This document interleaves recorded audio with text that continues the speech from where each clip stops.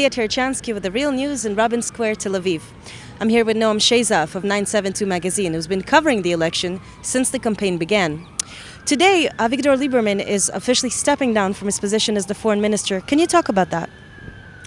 Yes, well, what Liberman is trying to do is put his legal troubles behind him. He was under corruption investigation for 13 years, at the end of which the Attorney General decided to put charges only on a minor charge of breach of trust. Avigdor Liberman is hoping that he can step down for a few months, have a very brief trial that will not end in a clause preventing him from holding government office, and then he'll be able to return in 5 or 6 or 7 months with all these legal troubles behind him. So was it a surprise? If anything was surprising was the fact that the Attorney General decided not to press charges on the more serious case, because the police did recommend to charge Avigdor Liberman with money laundering and harassing a witness and more severe charges that could have really damaged him, but the Attorney General decided to drop these cases. Avigdor Liberman is the leader of Israel Beiteinu, a right-wing party representing the secular nationalist vote. Liberman is known for advocating the forced transfer of Palestinian citizens of Israel as part of a future settlement over the occupied territories. In October, Liberman joined Prime Minister Benjamin Netanyahu's Likud party in a surprise announcement. They will be running on a joint ticket in the elections on January 22nd. Before this union, Liberman was positioning himself as a political rival to the Prime Minister.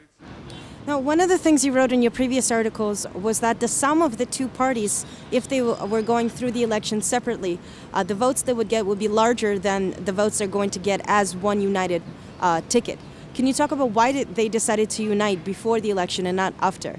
Yes, there's something counterintuitive about that, but usually when you combine two parties, they get less votes because some of the voters are turned off by the members of the other party on the ticket. Now, Netanyahu and Liberman had mutual interest in combining their parties. Netanyahu wanted to secure Liberman on his side in the day after the election, making sure that he won't team up with either Yachimowicz or Livni. And Liberman wanted to position himself where he could succeed Netanyahu in the next elections. So, because Liberman's goal is ultimately to lead the right and to become the next prime minister.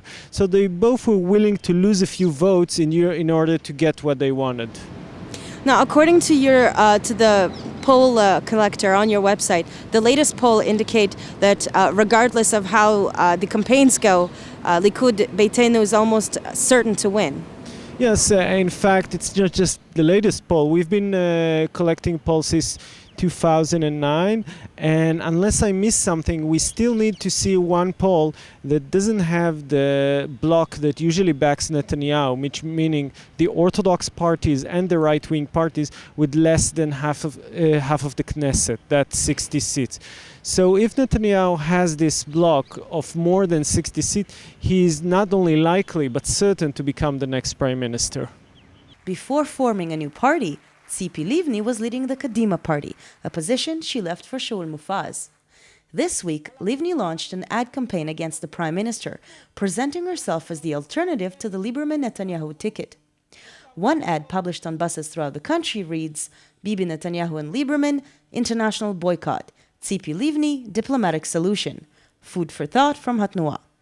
Livni's return to politics and rebranding comes only 4 years after she was one of the main advocates as then foreign minister for the 2009 Israeli assault on Gaza, known as Cas-Led.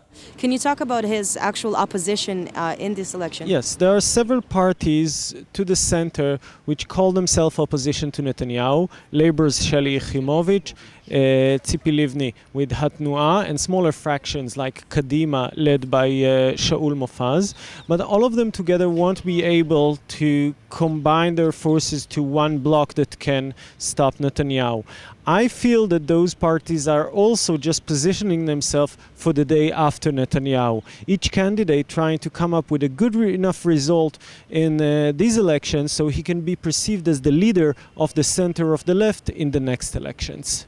While in the Israeli context, Labor and Hatnuah parties might be considered center-left, Anti-occupation parties such as Meretz and Chadash, and Palestinian Israeli parties such as Ra'am Ta'al and Balad are predicted to win only 15 seats combined.